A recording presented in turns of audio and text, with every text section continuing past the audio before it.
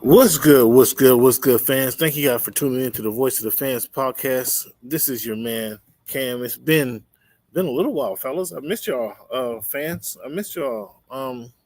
Man, we got a lot to catch up on. Since we last talked, it was the beginning of the NBA Finals. So we're going to talk about the results of the NBA Finals.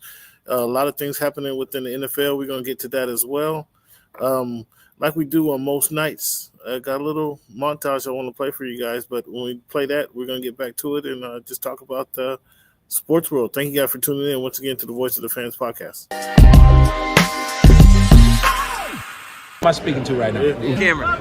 My name is Cameron. Cam Buford. Hey, it's Peter Rosenberg. I'm hanging on my man Cameron Buford. You got some good questions today. I'm a Dolphin fan. There's always room for improvement. I'm more a fan of boxing. Boxing is my main sport.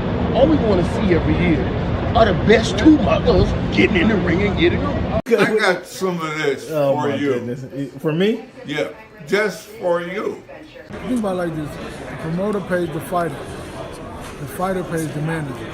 Okay. So the manager works for the fighter, and the fighter works for the promoter. Okay. So you are lifting weights currently?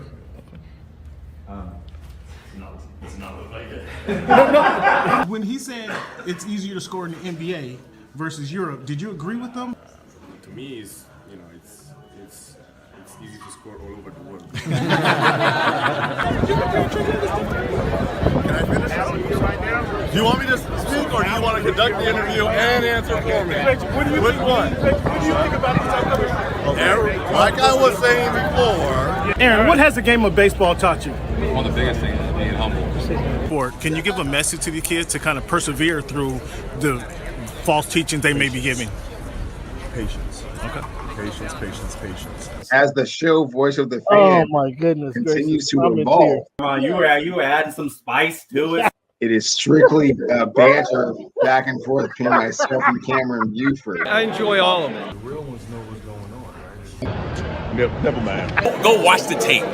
Go watch the tape, and then you tell me if it was all about just a system. You look like a buffoon. Go do your research. Go do your study. I'm not caught up to you guys yet. I do Real surprised at that, Cam. Hey, come here. It's okay. It's okay. It's okay. Oh, this guy. That's what's good in sports, man. It's the big Snoop Dogg, man. That's what's good in sport. Thank you for making our voice your choice. If you haven't told your girlfriend about the show, tell her about the show. If you haven't told your boyfriend about the show, tell him about the show. If you haven't told your cousin, your uncle, your grandfather about the show, let everybody know about the Voice of the Fans podcast. Hey, man, thanks for making our voice your choice. You know how we do. Yeah. All right, what's good, fans? Thank you guys again for tuning in to the Voice of the Fans podcast, coming to you live from Tukwila, Washington. Actually, I'm at the Great American Casino in Tukwila, Washington, 14040 Interurban Avenue South. They have excellent happy hour specials down here for you guys, excellent drink specials Friday and Saturday nights for you guys. They have random parties and celebrations going on in their banquet room, but they've been fortunate enough to allow me to use their facility and then provide me with some of these good old chicken wings down here as well. So come on down here to the Great American Casino, 14040 Interurban Avenue South in Tukwila, Washington, 98168. Plan your gambling and your late night festivities over here because they got some really good food and they're open, to casinos. So they're open 24 hours. Thank you guys again for tuning in to the Voice of the Fans podcast. This is your man, Cam. It's been a while. I know it's been a few weeks, man. I've been in transition. So as some of you guys know, relocated back here to the Northwest, but I'm trying to take care of my parents or my mother anyway. And then I took a vacation, I guess, to Las Vegas for the NBA Summer League, which was pretty interesting. And then we're going to get to my Summer League takeaways as well at some point in the show. But it's nice to connect with you guys, talk to you guys again. Please hit us up in the chat, or you can hit me on Twitter @_Voice of the Fans on Twitter, @_Voice of the Fans on Twitter. I will respond to your messages. I'll even give you a follow if you follow me. I'll follow you back. So let's jump right into it, man. It's like I say, last time we talked, it was right on. I don't think I talked to about the NBA Finals and the results of that. But we're going to get into that as well. But let's start with this NFL. We got the NFL right around the corner. So let's start with some of these NFL topics.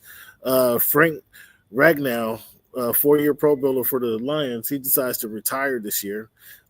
Takes another hit for the Lions, or the Lions take another hit. Not only do they lose their offensive coordinators, now they lose the guys on the field. They lost a few guys on the field, the center being a key position.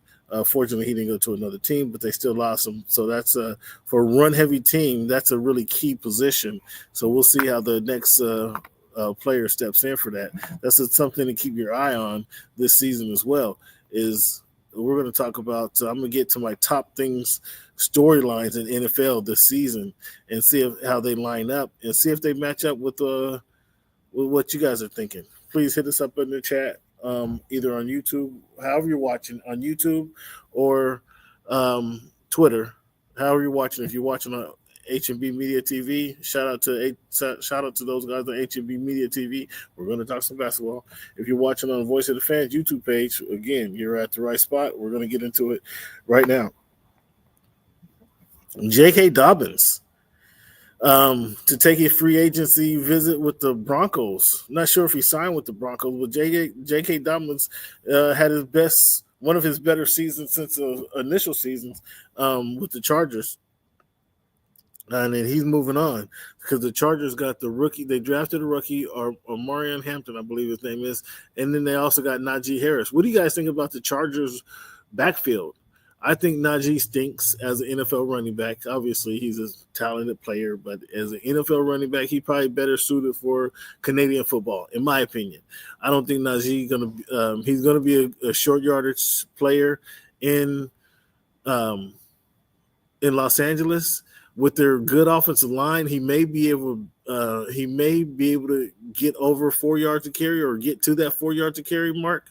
I don't think the Pittsburgh Steelers offensive line was shabby by no means, because Warren was able to produce there. I don't think Harris was able to produce, and I thought he was in a good situation with the Steelers. I don't think he's going to be able to produce in. I think the rookie is going to get more shine in with the Chargers than Harris will. That's my personal opinion.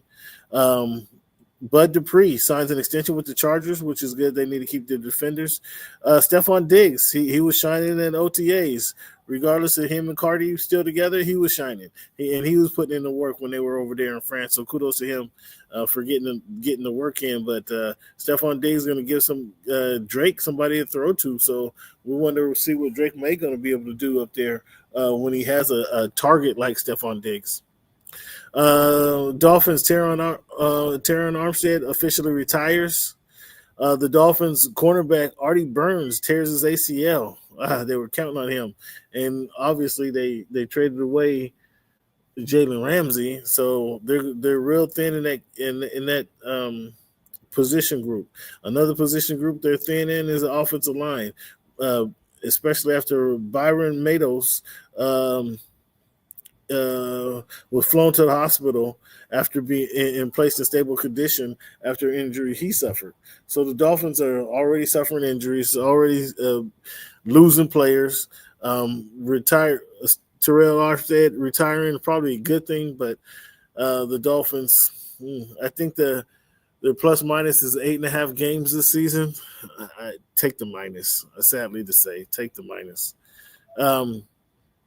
Russell Wilson is named the starter in New York for the Giants.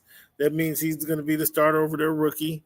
He's going to be the starter, Jameis Winston, excuse me. Is this Russell's last best year to remain a starter in the NFL, or is this his last year altogether? What do you guys think about Russell Wilson and what he can generate? Is he going to get any more, years? Will he sign another contract, or is this Russell Wilson's swan song? Who knows the answer to that? But he's been named the starter in New York. I think he's the best starter quarterback on the roster. And again, Jameis Winston, not saying a whole lot, but I think he's the best. Maxwell Dart, what's the rookie name? Dart. I go with the a Super Bowl winning quarterback, a veteran quarterback, before I go with the rookie. So kudos to Russell for earning that position. And we'll see. Can he finish this? One thing to start the season as a starter. Can he finish the season as a starter? Who knows? We'll see that then. Starting the season, we're pretty confident that Shadur Sanders will not start the season as a Browns QB, right? We're pretty confident in saying that. But how soon will Shadur Sanders become the starting quarterback for the Cleveland Browns? That's what I'd like to ask you guys. How soon can he become the starter? Because they have 4 quarterbacks. They have obviously Deshaun Watson, who's not going to play. Joe Flacco, Joe Flacco might be their best chance of winning, but he's not the long-term answer. So because he's not the long-term answer, I think they may lean toward Dylan Gabriel. They may lean toward Shadur Sanders because they are the future. With that being said, I think Flacco still starts the season as their quarterback. And with the short leash, Flacco's not an injury or not a mistake-prone quarterback, so he's going to play well up into a few games. I think Shadur. What up, Barry? Thanks for tuning in, big dog. How you doing? I think Shadur Sanders by week 6 will be the starter in Cleveland. He will be the starter in Cleveland. Again, we already know Joe Flacco's not a long-term goal. Dylan Gabriel might be the odd man out because they drafted him earlier than Shadur, but I don't know that he's going to have the impact that Shadur has. Impact with the teammates, impact on the field. I don't know that Dylan Gabriel is going to have that type of impact. So I got Shadur Sanders starting. So if he's in your fantasy team, if Shadur in your fantasy team, if he's there late rounds, you might want to pick him up just as an insurance factor. Because, again, I believe he's going to be the starter by week 6, and that still gives you 11 weeks to get something done. Again, I think that would be a good person to pick up late rounds as an insurance guy.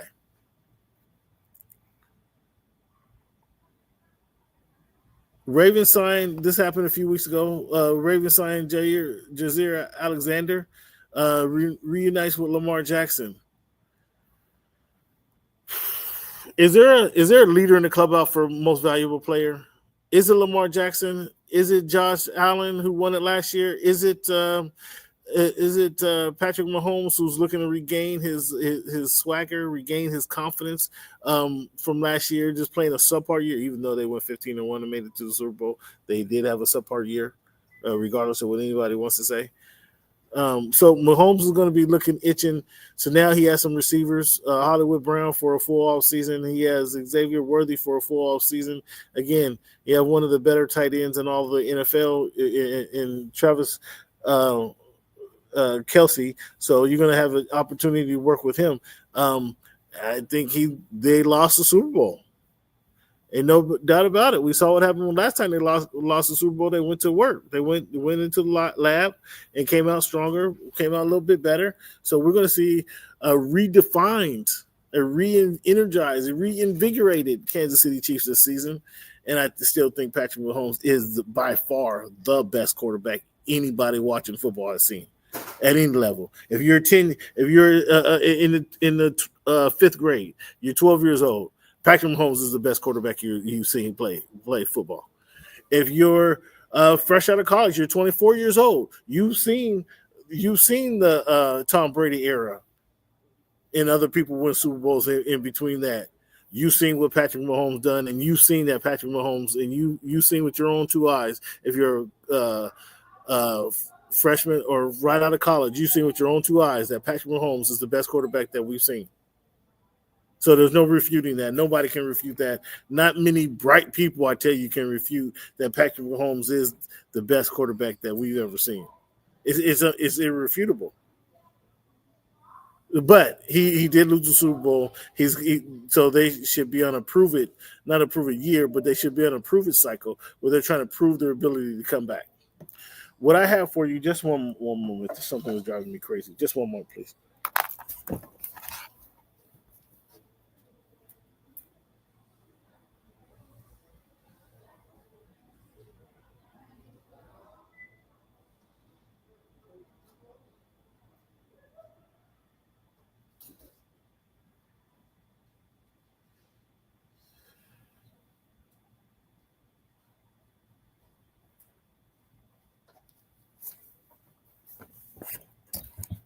My bad, fans. Told you it'd only take a second. Again, what you guys think about the NFL? What you guys think about the storylines heading into this season? I got a bunch of storylines that I'm going to walk through with you guys. I'd like to hear your feedback. Hit me up at Twitter, @_voiceofthefans on Twitter, @_voiceofthefans on Twitter, or hit me up in the chat. However you're watching, we appreciate you guys for watching. Hit the subscribe button. Hit that like button. I appreciate it if you hit that like button. If you can and you are willing, hit the share button to share the podcast as well. All that, it helps out in the algorithms. So I really appreciate your feedback.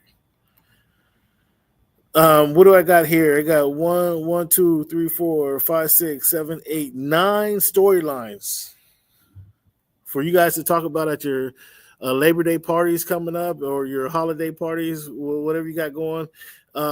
These are storylines heading into this season, 2025-26 season in the NFL.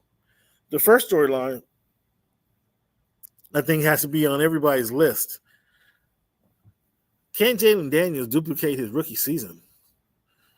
He had a rookie season, for ages. We saw what happened when the last person last season, we saw what happened to the last guy who had put up remarkable rookie numbers. He came back, wasn't so remarkable. Can Jaden Daniels avert the sophomore slump?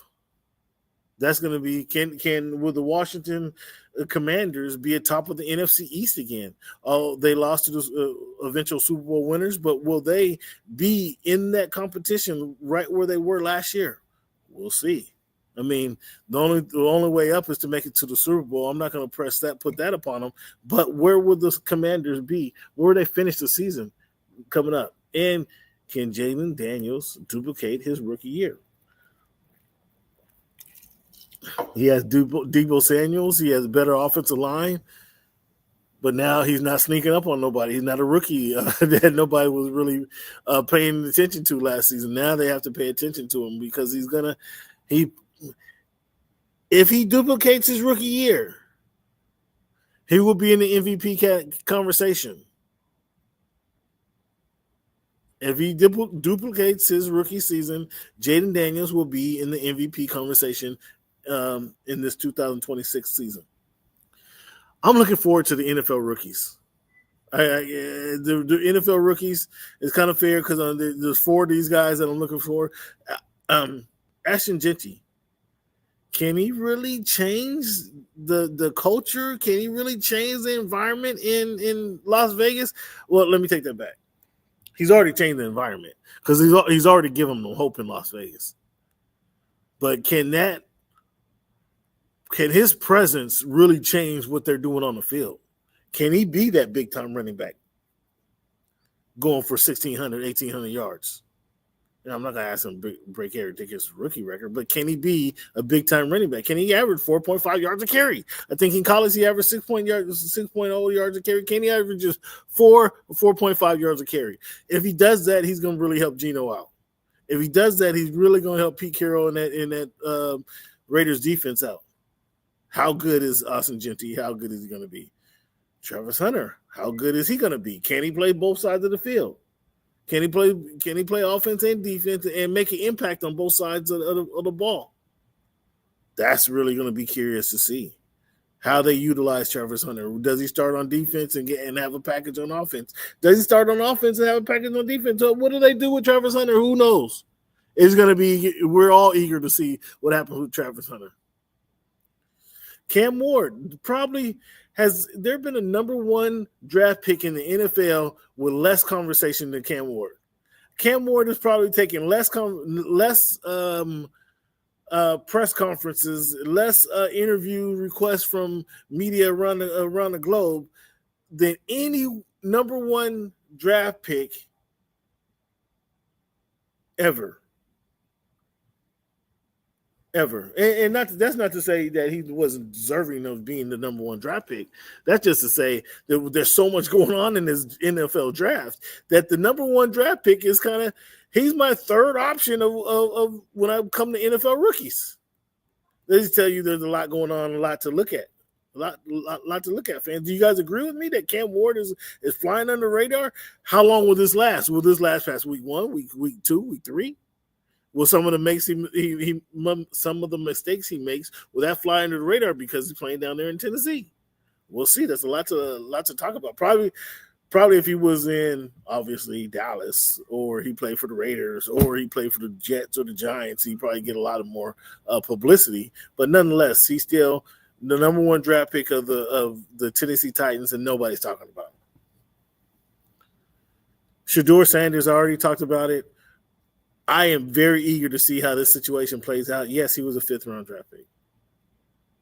No, he should not logically be competing for the starting role for the Cleveland Browns. But let's look at who the Cleveland Browns have. As I mentioned, they have Joe Flacco. We all know Joe Flacco is not the long-term answer for the Cleveland Browns. We know that. I don't know why the coach let him go. He was their gap filler for the Colts, actually won some games and got him in the playoffs a couple of seasons ago. I'm not sure why they decided to go away from Joe Flacco when he did that. Again, Joe Flacco is not the long-term answer. So I think the Cleveland Browns want to play a young guy, whether it's Shedeur Sanders, whether it's Dylan Gabriel. They want to play a young quarterback because they want to look toward their future. They want to see if one of these guys, again, they have 2 number ones next year. They want to see if these guys can play football, or do they need to invest in drafting another quarterback next year. I really believe that the guy who's going to Shedeur Sanders. I mean, the guy's won at every level, guys. Come on, let's. Take the name out of it. Take his last name out of it. Take his family name out of it. What did Shedeur do as a college quarterback? Well, he didn't have a lot of talent at Jackson State. Okay, but he was able to complete, I think, 62% of his passes by the time he left. By the time he left Colorado, it was up hovering around 70% of his passes he completed. Okay, he didn't have Travis Hunter until last year, so he only had Travis Hunter for 2 years. His numbers did go up when he had better talent, obviously, around him. Well, so that's what we should expect in the NFL. His numbers should go up when he has better talent around him. I think Shedeur Sanders, again, only because we know Flacco's not a long-term answer. He's better than Dylan Gabriel. Tell me what you guys think about Dylan Gabriel. Half of you guys wouldn't even recognize Dylan Gabriel in the lineup. You have Shedeur. Deshaun is obviously hurt and not playing. So he only have to really pass Dylan Gabriel and Joe Flacco and just get the confidence of the coach. He's a quarterback, fellas. He's already shown that he can lead a team. When he left Jackson State and went to the 1-10 Colorado Buffaloes, I mean, the reason they didn't have a lot of success in Colorado because he tried to make big plays too often. He knew he was a talented player, and he was trying to make a lot of plays, similar to Caleb Williams. Caleb Williams had better talent around him in college than, obviously, Shedeur Sanders had. But Caleb Williams, too, was trying to make big plays all the time, and that's something that Caleb Williams is going to have to shake out of him. Because you just make the easy play. Make the easy play in the NFL. The big plays will come. Just make the easy play. The big plays will come down the line. So that's my second storyline I'm looking at is the NFL rookies. But again, I just mentioned the 4 guys I'm really targeting. Can Russell Wilson beat out the rookie quarterback in New York? Well, he's already before preseason games start, he's already been named a starter. Can Houston rebound? Can the Houston Texans, now that again, I was talking about the quarterback who's had a better rookie season than Jaden Daniels last year, and it was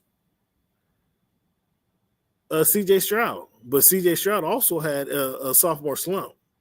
And, I think that took away from what he was able to do. So can he and the Houston Texans rebound? They snuck into the playoffs only because the Miami Dolphins stunk. But can CJ Stroud rebound, and can he get this Houston Texans right back into the playoffs? What's happening in Pittsburgh? Now the Pittsburgh they signed Aaron Rodgers. I'm on the record, and I'll tell it to you guys again, July 23, 2025. I do not think the Pittsburgh Steelers make the playoff with Aaron Rodgers as the quarterback. I didn't think they were going to make the playoff without Aaron Rodgers as the quarterback, and now with them as a quarterback, I still don't think they're going to make the playoffs. Why am I wrong? Somebody convince me that I'm wrong. Get in the chat, get on Twitter, text me. Why am I wrong? They got the quarterback from Miami, Jalen Ramsey. I think that Minka Fitzpatrick was a better football player than Jalen Ramsey. So they did Dolphins to take Minka. I just don't expect much for the Pittsburgh Steelers. And what's happening to Steelers? The Steelers don't make the playoffs. Somebody got something on it. I got something on it. Can the Detroit Lions rebound after losing their head coach, after losing their their coordinators, after losing the center that retired on them? Can the Detroit Lions rebound? They had a heck of a season last year, ended in a heartbreaking beatdown that they had the San Francisco 49ers. At the end of the season, and then turn around and lost that other game too. Can they rebound? Can they get to the Can they get to the National Football NFC Championship or even Super Bowl? What can they do? I mean, they're playing a tough division with the Packers and the Vikings, but the Lions last year were the cream of the crop. How do they rebound this season? What did the Vikings do with J.J. McCarthy? Their young quarterback. They shipped off Sam Darnold, shipped him to Seattle. That feel like we can run this offense. Kevin McConnell, you got to give him credit. He's ran the offense with a whole bunch of people you don't know. He's ran that offense with what do they call my man? The rocket scientist who actually won a couple games with McCarthy's coaching, with Kevin O'Connell's coaching. What do the Vikings do with J.J. McCarthy? They have a offense on fire. Their defense is coming around. Can J.J. lead this team to the playoffs? Can a rookie lead the team to the playoffs? That's gonna. We're eager to see. We're eager to see something. We're eager to see these games when they kick off in here in about a month. How does Sam Darnold play for the Seahawks? Eager. Oh, my goodness. I want to see how this breaks down, fans. Oh, I want to see how this breaks down. I don't know what the Seahawks are thinking. You go out and pay. You don't want to pay Geno Smith, who's only been getting better under your tutelage. Wearing your uniform, he's only getting better. So you elect not to give Geno the money he was asking for, and you go out and pay Sam Darnold. You go out and pay Sam Darnold, who was the first-round draft pick. Yes, he was the first. Yes, he was the first-round draft pick, number 3 overall, I believe, of the New York Jets. But Sam Darnold's been a journeyman quarterback. He hasn't had any success in the NFL. None. Zero. Zilch. The most famous thing about Sam Darnold did was get caught on tape saying, "I see ghosts." There's a lot of ghosts up here in the Northwest, Sam. You don't know behind which tree your ghost is going to jump out and get you. Not sure what the Seahawks are thinking about. Do they They don't have Derrick Henry in the backfield. They don't have Barry Sanders in the backfield. They don't have Reggie Bush in the backfield. I'm not sure what the Seahawks are thinking. Are they thinking let's focus on the defense side of the ball, and next year we'll get some offense going? I'm curious. If you guys got some answers, hit me up. Hit me up on Twitter. Hit me up at the in the chat, or hit me up at _ voice of the fans on Twitter. At _ voice of the fans on Twitter. If you want to have this conversation, what the heck are the Seattle Seahawks doing? Lastly, I'm interested in seeing a couple more wide receivers. I want to see what the rookie running backs are going to do. I guess I can add these guys to my rookie watch list. Golden going to the Packers, and the Bucks getting Ibuka out of Egbuka out of Ohio State. I'm interested to see how those two guys. If you play fantasy football, these are also some sleepers for you guys late in the middle rounds. Golden, the receiver from the Green Bay Packers, Ibuka, the receiver from the Tampa Bay Buccaneers. He can end up being the number one receiver by the end of the season. Not that he's going to take Mike Evans' spot, but he probably going to be getting as many catches as Mike Evans. Couple things for you guys to look at, man. What do you guys think? How do you guys like my list? Do you have a list? Why don't you share your list with me? At _ voice of the fans on Twitter. At _ voice of the fans on Twitter. Fans, please share your list of what you're looking forward to seeing most this season, this NFL season. Send that list to me, and let's chat about it. I'll pull it up, and we can chat about it on during the week. But I'd like to know from you guys, what do you guys think? Are we watching preseason games? Are you listening just for what's happening with your team, who's in or out, who stays healthy for the injuries? Or are you sitting down studying these preseason games? How do you consume NFL football? Because we're right around the corner. Do you just have the football on as background noise while you have a few beers and hang out with the fellas or your ladies or whatever your situation may be? How do you consume Sunday football? Now we do have Monday football, we got Tuesday football, we got Thursday night football. Looks like we're gonna have Friday night football. But how do you particularly enjoy the football? Are you streaming? Are you a streamer? That's another question. Are you a streamer? Are you a cord cutter? Or you still got that good old cable box? You want to make sure that when you click on channel 13, you get channel 13 and not some other channel. How do you consume football, man? Fans, talk to me. Let me know. Well, what I want to talk about now is I want to jump into some of this NBA topics. Again, I haven't talked to you guys in a few weeks. Some of this news is old, but some of this news I think I just wanted to touch base with you guys on, get your feedback on. I'd love to get your feedback. So, fans, if you feel like chiming in and you want to have a back and forth conversation, I'm with it. Hit me up on Twitter at _ voice of the fans on Twitter. Hit me up in the chat. We can have a chat. We can have some dialogue going on. I'm with it. I want to learn from you guys.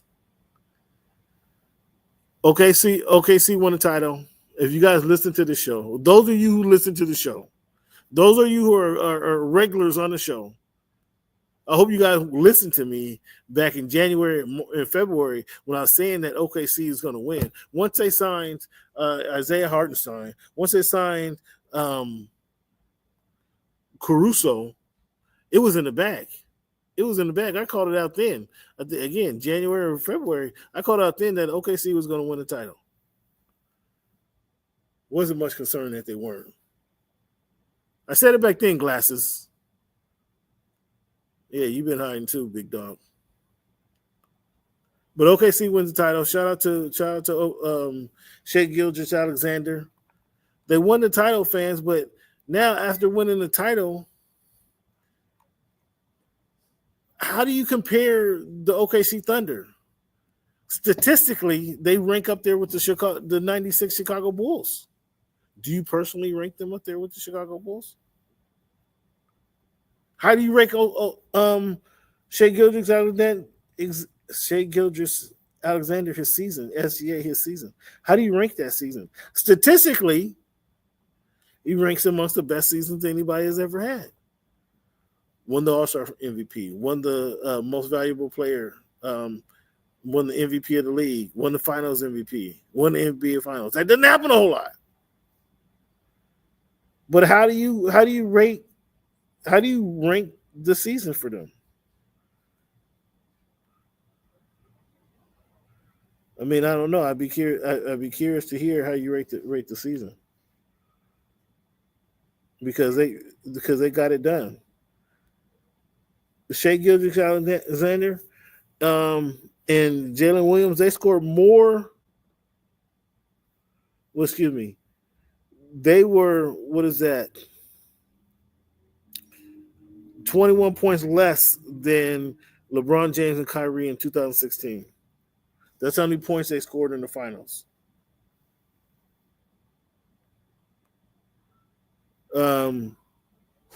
Shai Gilgeous-Alexander,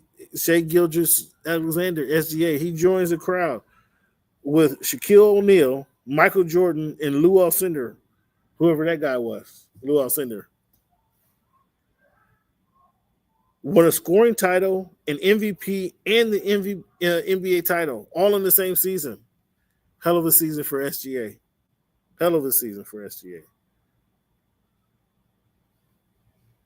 Scoring title, MVP, and Finals MVP. Lou Alcindor, Shaquille O'Neal, 2000.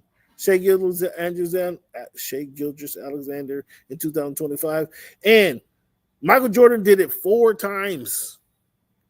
Scoring title, MVP, Finals MVP, 4 times. Kareem's done it once. Shaq's done it once. SGA done it once. Does SGA season rank among those seasons? In 2000, Shaq was the dominant. He was just dominant. I mean, one of the key highlights of that season is him dunking on, what was it, the dude Mozgov from the New York Knicks, just dunking on him and then pushing him into the crowd. Shaq was just so much more dominant than anybody else. He was obviously bigger, 7 feet, 300 pounds. They couldn't stop him. He was just more dominant in that season. Michael Jordan did it 4 times. So what year one do you want to pick out? Where they won a championship. What year you want to pick out? Where he won the Finals MVP, the title, the scoring title. He was just a killer. He did it 4 different times, guys. 4 different times. Incredible. And then Kareem in 71, they won the final, so Kareem was just a beast. But this is the kind of season that Shai SGA had this year. His numbers put him up into this stratosphere with the captain, Shaq, MJ.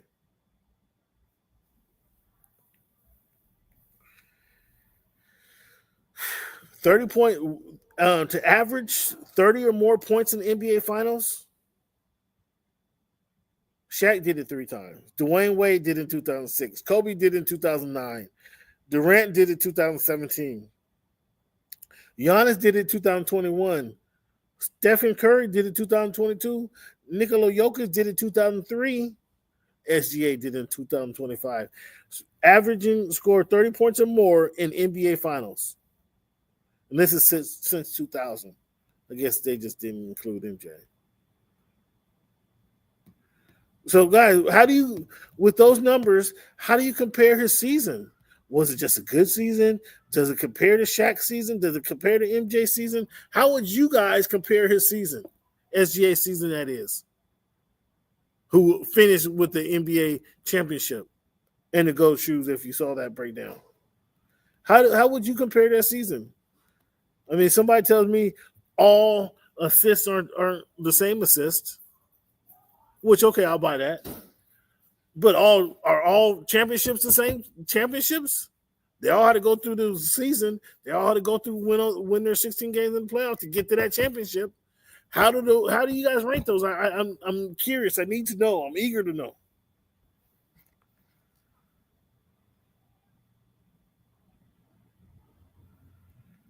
SGA against the Pacers, 2025. He averaged. Look at this. Okay, look at this, fans. In a playoff series, in a playoff series, SGA versus the Pacers, he averaged 36 points a game. The next closest person was minus 18 points below. Listen to this, guys.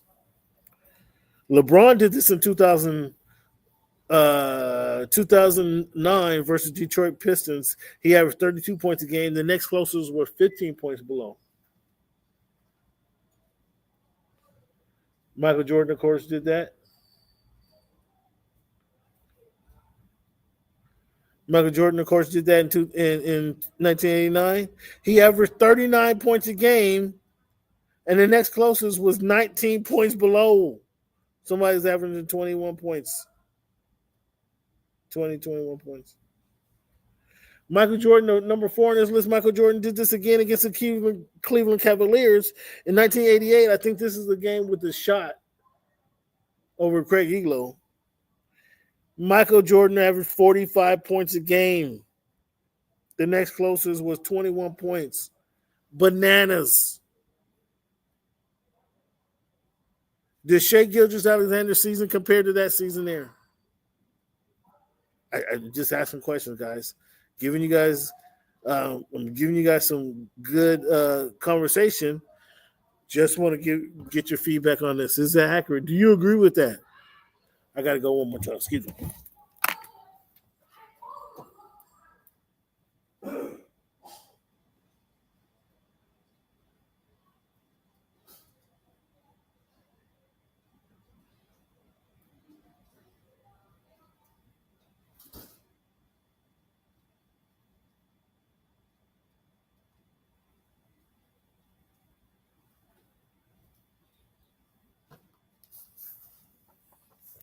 Yo. I don't know why they keep opening the door. I mean, not closing the door. People don't close the door behind them. Okay, let's talk about it, fans. A lot of offseason moves with the NBA free agency was bananas. Again, we missed some of that.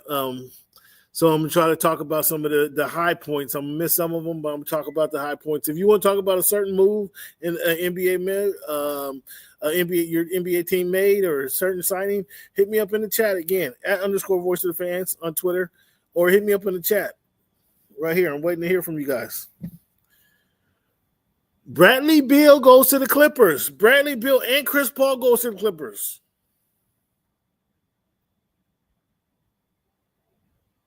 What do you guys think? Does that move the needle? Bradley Beal does. Chris Paul is a backup point guard. Did that move the needle? Did that move the needle? He could have went some other places. He could have went to Milwaukee and been the starting point guard, but he comes in as a backup point guard. How do you guys like that? Him and James Harden, they played together before. Kawhi Leonard, I mean, it don't matter who's on his team. I mean, he's gonna go to work the same way he does every day. He's not taking a different route. He's not listening to anybody else. He's not wearing different shoes. He's not wearing different deodorant. He's not using different hair grease. He's gonna do the same exact thing he always does. But does Chris Paul move the needle? They got Chris Paul. They got John Collins. Okay, they got Bradley Beal. What should we expect from the Clippers? I think Bradley Beal can be good for them. I think Bradley Beal could be good for them because they're not going to expect anything more from him but him to score. If he can come in and average 16, 17, 18 points, maybe even 20 points a game, they need that from him. If he can get a couple steals. I do like Norman. I did like Norman. I like continuity. I'm a fan of continuity. So when you keep switching players in and out, moving personnel around, you take away from your continuity. That again, you have to get used to new guys again all the time. I like continuity. I would have kept Powell there if I could have kept him for the same money. And I know Powell's hungry. I know he enjoyed. He had the best season he ever had. I know he's not going to be disappointed in Miami. I assure you of that. But he had a career year with the under Ty Lue with the Clippers. I would have tried to keep him in that same rhythm. But they get Bradley Beal. Now you got Chris Paul come out. Chris Paul should conceivably help that second unit get easier buckets, get shots. I mean, that's what Chris Paul does. I got to see it in action. I don't like it so much on paper, but I believe I like it once it gets in action. The Lakers signed Marcus Smart. If you know me, if you know me at all, you know Marcus Smart was one of my favorite players in the NBA. One of my favorite players in the NBA, and because I like players that go in the lab and work on their game. He came into the league as a defensive player. He's been bounced around, maybe in Memphis or in Boston, some could say. In Boston for sure, more so. He got a little too full of himself. Everybody on the team looked up to him as a captain, as a leader, and he shot more than he actually needed to shoot. But Marcus Smart he's a good teammate. He's going to lay it on the line, and he's going to play defense. He's going to play defense first, and then he's going to score. If you don't score, I'll score. And he's not don't get me wrong, he's not a Vinny Microwave Johnson, but he can get some buckets up. And if it's on a good day, those buckets will drop. But Marcus Smart, I really like Marcus Smart because he improved his game. He worked on his game in Boston. He became, again, when he came into the league, he was not a shooter at all whatsoever. He was able to develop a jumper, and he just kind of got full of himself, I believe. But I like Marcus Smart. Him for the Lakers. If this was 4 years ago, it'd have been the Lakers should be much more excited. But now, if you're just asking him to play defense, okay, because he's going to play the defense that Luka doesn't play. He's going to play the defense that LeBron doesn't play. He's going to play the defense that Austin Reeves doesn't play. So that was a good pickup in that regards.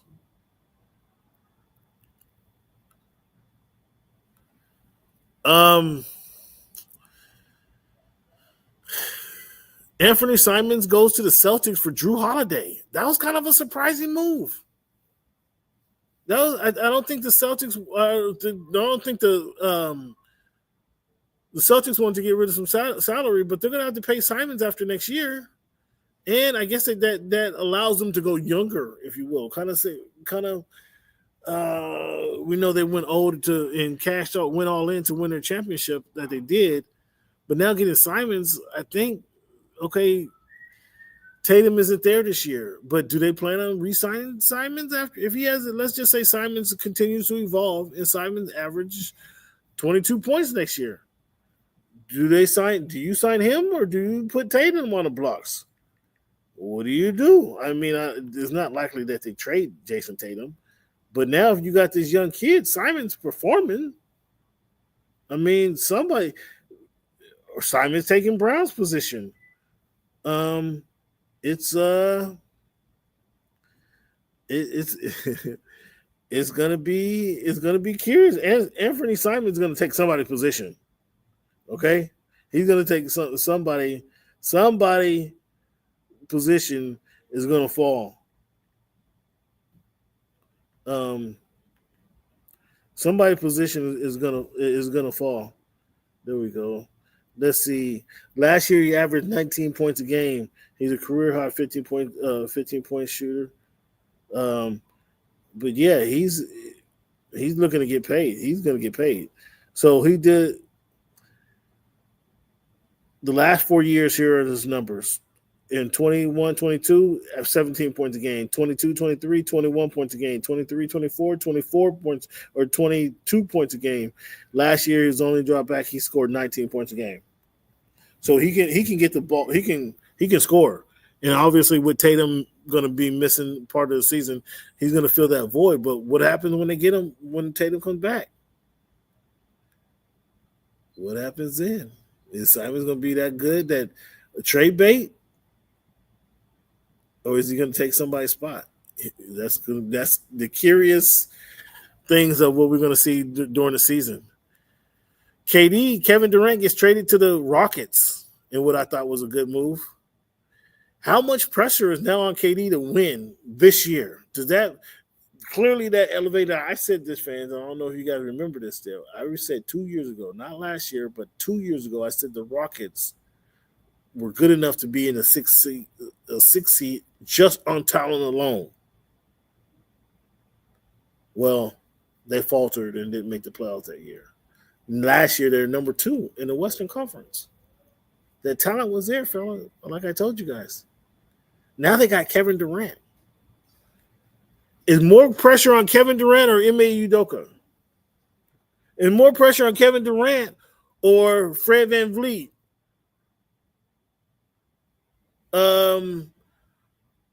Tar Eason. Is more pressure on those other guys on the Rockets because now they have a superstar to play with. They already got the good coaching, and they have to get it done. It's going to be interesting. I like the Rockets. I think they're going to be a strong team. They're strong number 2.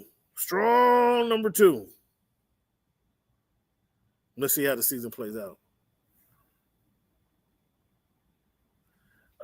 Kyrie Irving signs with the Rockets, 3 years, 119 deal. On the same vein, it's kind of funny.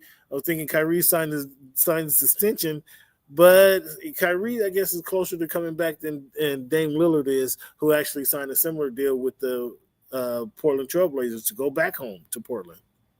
Do you guys like that move? I mean, I guess I like the move. I understand what Dame, you want to go home. You feel that's where you feel best. I get that idea, but they're not winning. Portland ain't winning nothing. Dame, go to. I would like to see Dame in Golden State. At least they have a chance of winning something. Dame, you put Dame with Jimmy Butler and Steph Curry, like they have a chance of doing something. But going to Portland, Dame, come on, bro. That's nostalgia 100%, 1,000. Okay. Okay. Houston Rockets guard, Houston Rockets guard Fred VanVleet signed a 2-year deal, $2-year, $50 million to stay with the franchise on a player's option. So Fred VanVleet is back there in Houston. I think Fred VanVleet is good. Some people don't like Fred VanVleet. I think he's all right. Cam Johnson traded for Michael Porter Jr. to the Nuggets. Now the Nuggets get a similar player with 25% of the cost. Good move by the Nuggets. They also signed Snitchy Russell. So D'Angelo Snitchy is going to be running point for the Mavericks since Kyrie is out until Kyrie comes back. Again, Cam Johnson traded for MVP or Michael Porter Jr. The Nuggets they got Bruce Brown back. The Nuggets are trying to position themselves to make another run. They're a pretty good team, but we'll see where they are. They're 4 or 5 in the Western Conference. Western Conference is going to be incredible next season. It's going to be incredible. But, that's where the Nuggets are. The WNBA announces expansion into Cleveland, Detroit, and Philly. $200 million per team, $250 million, per team. $700 million go to the league. The league is not in bad shape, fans. The WNBA is expanding. So that tells you they're not hurting. I talked to NECA yesterday at the Seattle NECA Womanke at the Seattle Storm game. I'm gonna post my interview probably this evening with her, talking about the WNBA and the collective bargaining agreement that they had. If you watched the All-Star game, you saw that they came out wearing their special T-shirts, pay us what they owe us. And so I was asking NECA, do she think that the players' voices were heard? So she's gonna talk about that, and you guys will get a chance to hear that. Check for the interview on Voice of the Fans on YouTube. That's going to be on my Voice of the Fans on YouTube page. Check for that.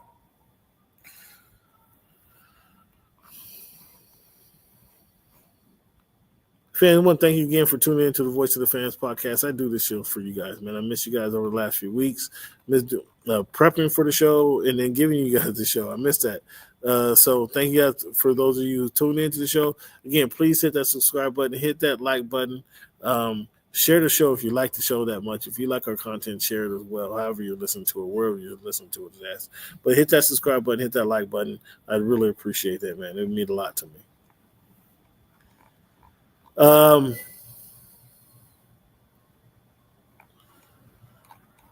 Fans, once again, I'm airing the show. I thank you guys for again tuning in. We are airing the show live here at the Great American Casino in Urban in Tukwila, Washington. The address 140. I'm looking for the address. 14040 Interurban Avenue South, Tukwila, Washington. Again, coming down there, they have great happy hour specials. It's also a casino, obviously. They have bonus free play Sunday through Thursday, 11 a.m. to 8 p.m. Friday and Saturdays, 11 a.m. to 4 p.m. Qualified players can receive up to $1,000 in free play. So come on down. They have winners every 2 hours. Come on down. They want you to win. They want you to play. They want you to earn some money. They want you to have some good food. They got good food here, some good vibrations here. So come on down to the Great American Casino, 14040 Interurban Avenue South, and that's in Tukwila, Washington. Again, shout out to Great American Casino for allowing me to record my show from there.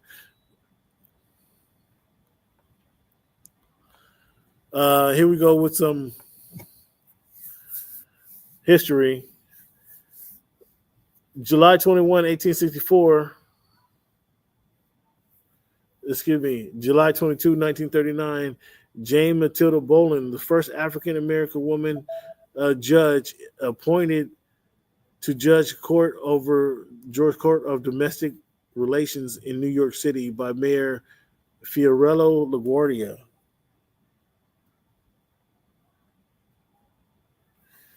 Yeah, so that was some years ago. So first American appointed judge was a black woman.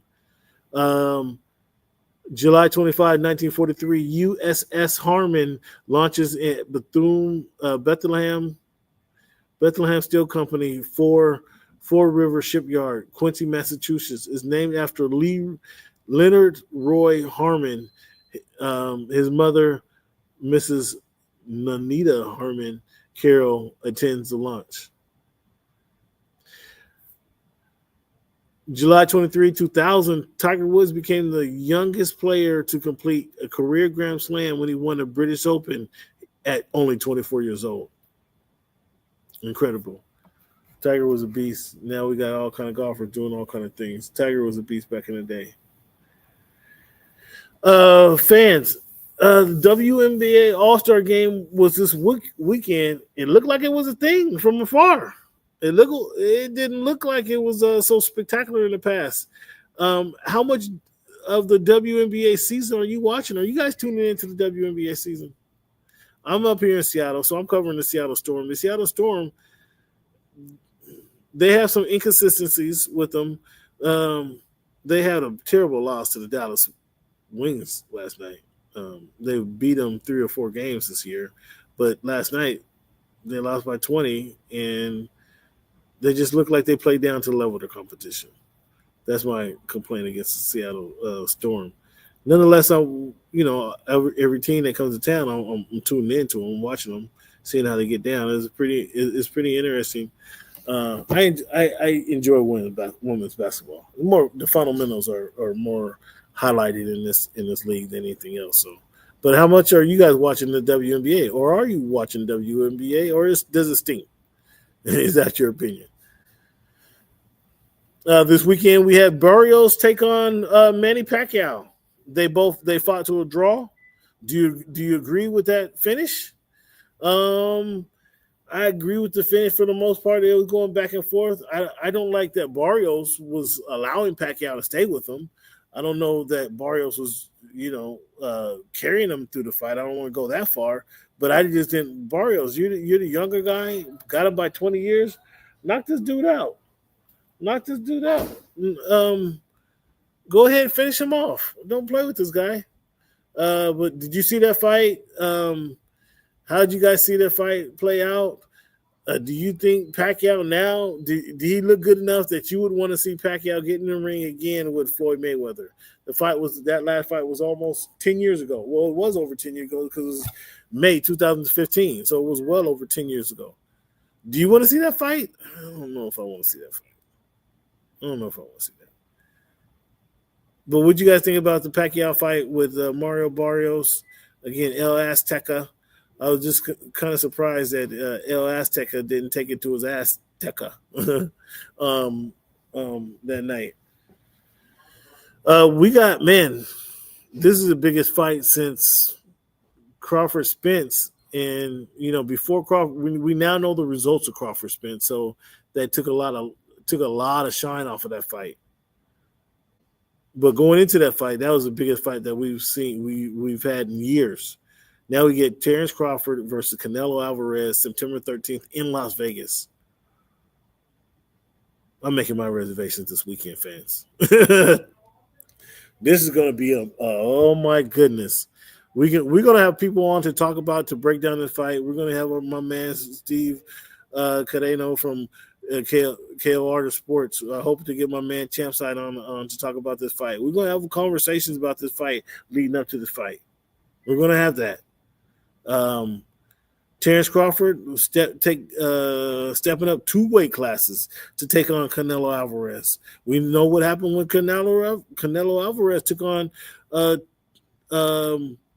Dimitri Bivol, and he went up 2 steps, and he got his butt pounded and sent right back down to his weight class.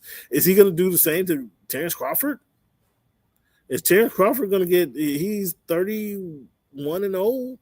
Is he going to get an O on his record? For Darren to be great. This fight. Oh my goodness! If you guys watch any amount of boxing whatsoever at all, Terrence Crawford versus Canelo Alvarez is the biggest fight.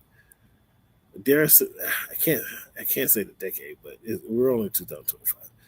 This is the biggest fight again since Crawford Spence 2.5 years ago. It is the biggest fight. So you guys want to tune into this one. Now, there's been a lot of bluster from both sides. Layla Ali says she don't really want to fight Clarissa Shields unless, they put 15 or 20 million on the table. Then she would entertain the thought. Well, Clarissa Shields threw down $15 million on the table over the weekend and said, now, Layla, there's only air and opportunity between you and us. Here's the money you asked for. Here it is now. Let's go get it.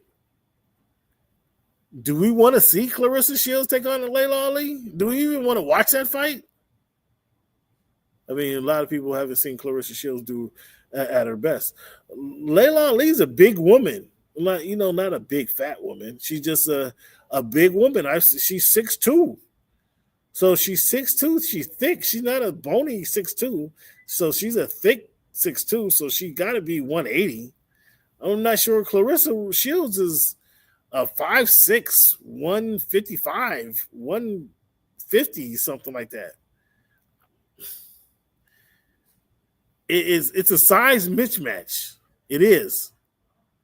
But how good is Clarissa Shields? Can she take advantage of her size, and make Layla Ali's size a disadvantage? I'm not as excited about that fight. I certainly would watch, but I'm not as excited about that fight as Canelo Alvarez versus Terrence Crawford. But I definitely will watch. What do you guys think? What do you guys think about that fight? Who would win that fight? How would that fight shake out? How would that fight break down, in your opinion? Fans, baseball season, not a lot to talk about. I will talk about baseball. What the thing going on in baseball is Shohei is back on the mound. So kudos to Shohei. Ronald Acuna Jr., did you guys see his throw from right field to third base to throw the guy out?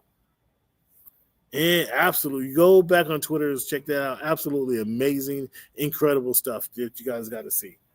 It rivals the best throw that we've seen with, I think, Dave Parker or Willie Stargell made that same throw Your rivals that throw. But oh my God, what a hose he had on. What a hose he had on. Fans, thank you guys for tuning into the Voice of the Fans podcast. This is your man, Cam. I really appreciate you guys for tuning in.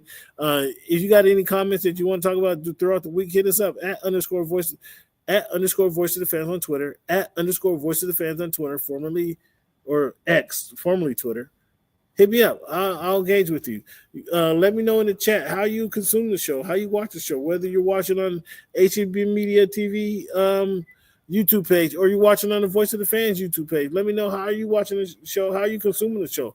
We thank you either way. Hit that subscribe button, hit that like button if you care to, if you enjoy the content. We'd really appreciate it. Thank you. Thank you in advance. Fans, one of the things I also like to leave the show with is I'd like to leave you guys a quote, something to inspire you guys, motivate you, give you some motivation to get through this week of turmoil that we go through every day.